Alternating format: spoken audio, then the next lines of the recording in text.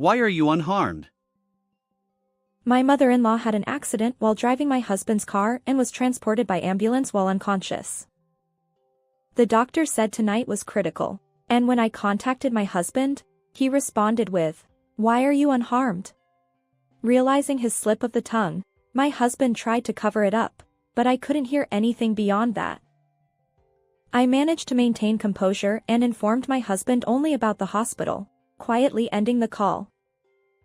At that moment, memories of my husband's unnatural behavior flooded my mind. Later, a single email on his phone revealed a shocking truth. My name is Charlotte Brown. 14 years ago, I married my husband who worked at an auto repair company, and at his request, I became a full-time homemaker. However, the once kind husband gradually revealed his true nature. After our daughter was born, he started verbally abusing me, calling me a parasite leeching off his earnings at every opportunity. Despite growing frustration, I couldn't work outside the home while caring for our young daughter, so I endured his behavior. Eventually, when our daughter entered elementary school, I managed to secure a part-time job.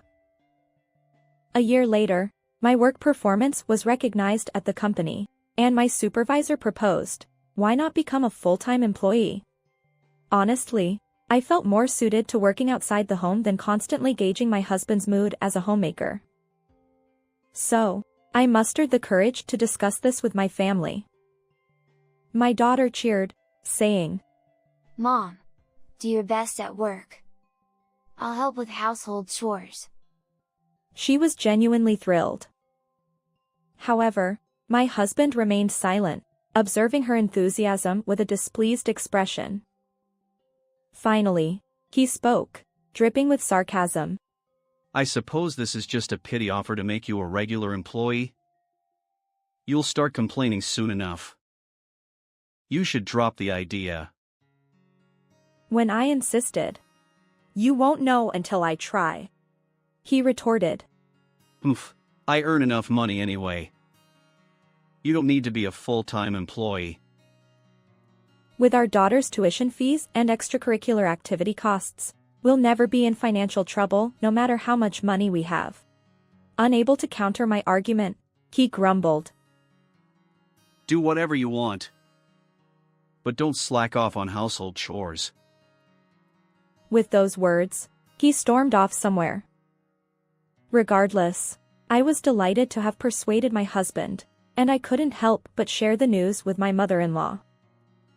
She had endured her late domineering husband and became a reliable ally who scolded my husband when necessary. She always cared about me and our daughter, so she was thrilled to hear about my career advancement. As a full-time employee now, I could focus more on work, thanks to my daughter's help with household chores. Consequently, my performance at the company continued to improve. However, my husband, displeased by my apparent enjoyment of work, began treating me worse. His behavior escalated day by day. Hey! There aren't enough side dishes. You need to prepare at least 5. There's dust in the corner of the room. Did you skip cleaning? Despite never showing interest in household matters before, he now nitpicked every detail. Little did I know that his company was struggling financially, and his salary had been significantly reduced. I wondered if his harsh treatment toward me was related to his own frustrations. Wanting to lift his spirits, I decided to prepare his favorite seafood gumbo. But when he saw it, his face turned crimson, and he approached me angrily. What's this? I made it to cheer you up since you seemed down lately. Damn it! Is this some kind of mockery toward pathetic me? He shouted at me, pushed me, and then began slamming the pot and ingredients onto the floor. My daughter and I huddled together in a corner, unable to do anything. This is what happens when you anger me. Clean up properly. Then, my husband, who had overturned everything on the table, left the room with a satisfied expression. After that incident, my husband started coming home late from work more frequently. When I asked him about it, he explained that he was staying at the office late to study and obtain certifications in hopes of increasing his salary. However, on the days he worked overtime, there was always a distinct shampoo scent that didn't belong to anyone in our household. Could it be? A suspicion crossed my mind, and the word divorce flashed before me, but I couldn't confront my husband.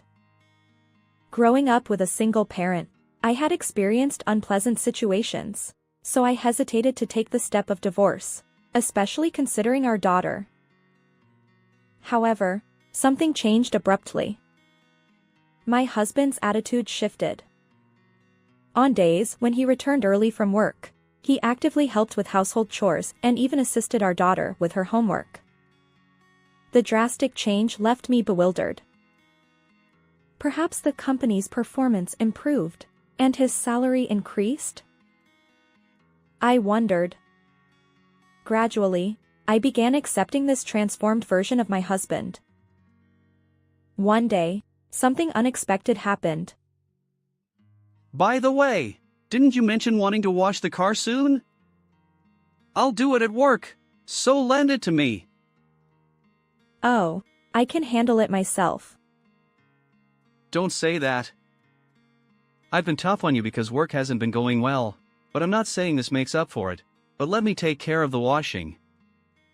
Oh, and I'll do a quick inspection too. I was honestly surprised because he had never made such an offer since we got married. However, when I looked into his sincere eyes, I decided to ask for his help. You need a car for shopping and other things, right? Since the inspection will take about a week, go ahead and use my car during that time. I can manage with my bicycle for commuting and shopping.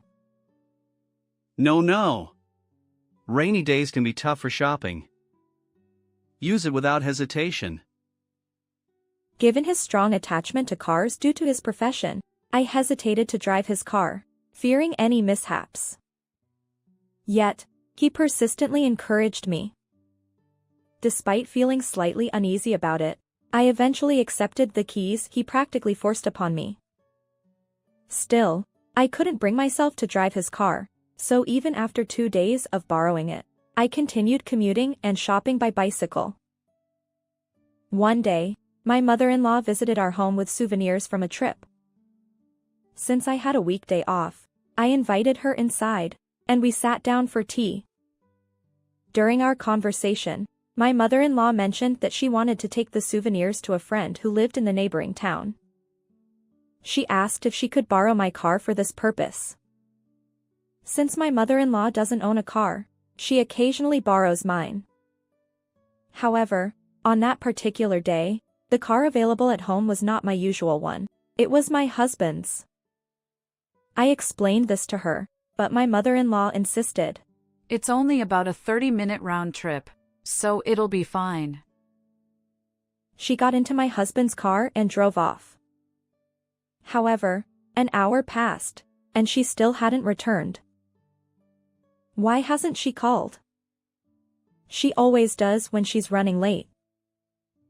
As I waited, wondering if she was engrossed in conversation with her friend, the home phone suddenly rang.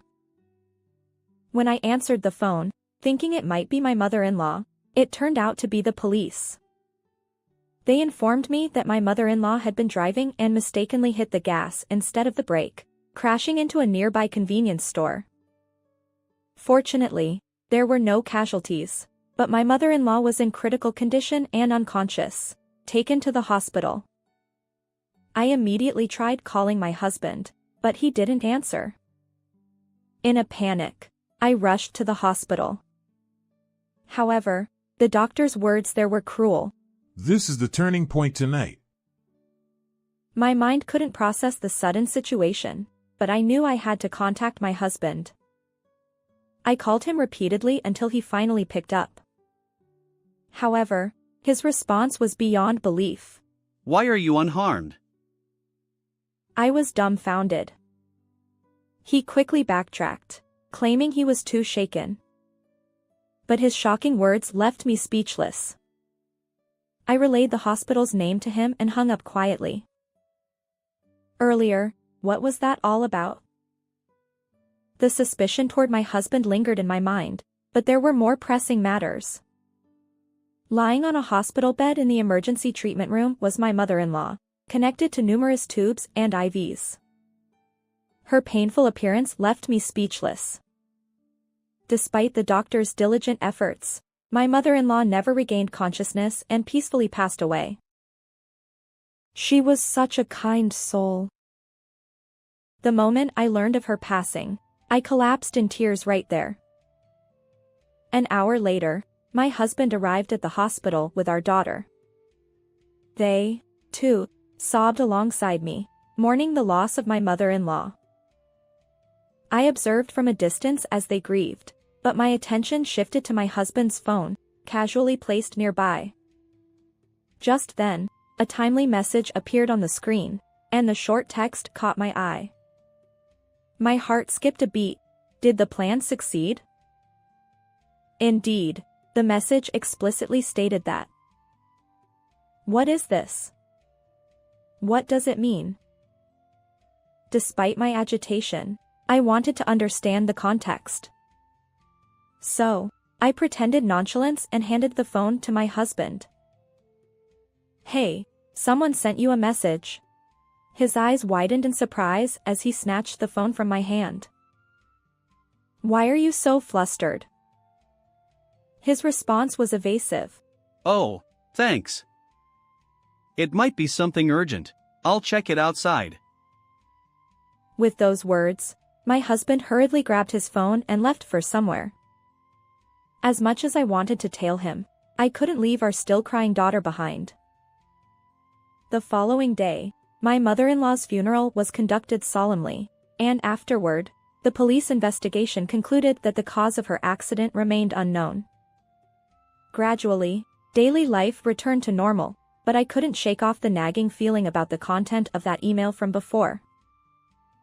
So, one day, about a month and a half after the funeral, as the memorial service for my mother-in-law approached, I mustered the courage to check my husband's phone while he slept. However, what I discovered was a horrifying truth. Is it possible that such a gentle soul like her lost her life over something like this? My hand trembled with anger as I resolved to seek revenge against my husband. And so, the memorial service day after my mother-in-law's passing arrived. After the memorial service, my husband sat with relatives at a dinner gathering, reminiscing about memories with my mother-in-law. I watched coldly from the sidelines. As the alcohol flowed, my husband's face turned crimson, and he seemed to notice my gaze. Incoherently, he began to confront me.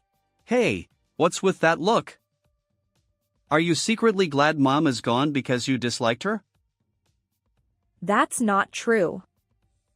She was always kind to our daughter and me. I respected her.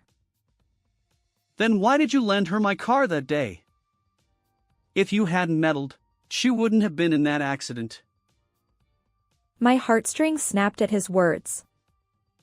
I had blamed myself countless times for that incident, but I couldn't bear hearing it from him.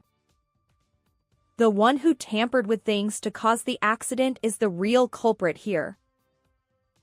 Huh? Tampered? What are you talking about? In an attempt to play it off, he chuckled nervously. That's when I thrust my phone screen toward him. Earlier, I had covertly forwarded email exchanges from his phone to mine. Those messages revealed a sinister plan between my husband and his affair partner. They intentionally manipulated the brakes on the unfamiliar car I drove, intending to harm me. The email he received in the hospital, did the plan succeed? Was sent by the affair partner. Their ultimate goal was to collect insurance money after my demise and then flee abroad, leaving our daughter behind. Exposing this truth to our relatives, my husband's face was drained of color. He stammered. I thought I'd already deleted the evidence. Why? His panicked outburst confirmed his guilt. Later, As relatives bombarded my husband with questions, he stumbled over his answers, unable to provide a coherent response. I watched him with disdain. He lashed out at me, blaming me for everything. Hey! It's all your fault that things turned out like this. Do something! Isn't it all your fault? I'm going to tell the police everything, and you'll face the consequences. As I reached for my phone to report the incident, my husband finally realized the gravity of the situation. Sweat poured down his forehead. Wait! I'm also grieving the loss of my mother, you know! Please don't report me! I'll break up with my affair partner. Mom wouldn't want to see me get arrested by the police. Even if you break up now, it won't bring Mom back. Besides, she'd want you to pay for your actions. Mom would never say that. He lunged at me, but relatives restrained him. I proceeded to make the call. Just before they loaded him into the police car, he tearfully apologized, but my resolve remained unshaken. Afterward, I divorced my husband. The evidence I had became decisive, leading to the arrest of both him and his affair partner. Their malicious act of tampering with the car resulted in the loss of a life, and they are now facing approximately 10 years in prison. As for the $20,000 compensation I demanded from them, the affair partner's parents and my ex-husband's relatives each paid their share. When they re-enter the outside world, they'll be expected to repay it. On the other hand, I moved to a slightly distant place with my daughter, starting a new life. Despite our busy schedules with work and studies, we support each other and live happily. How did you find this story? If you enjoyed it, consider subscribing to our channel. Until next time.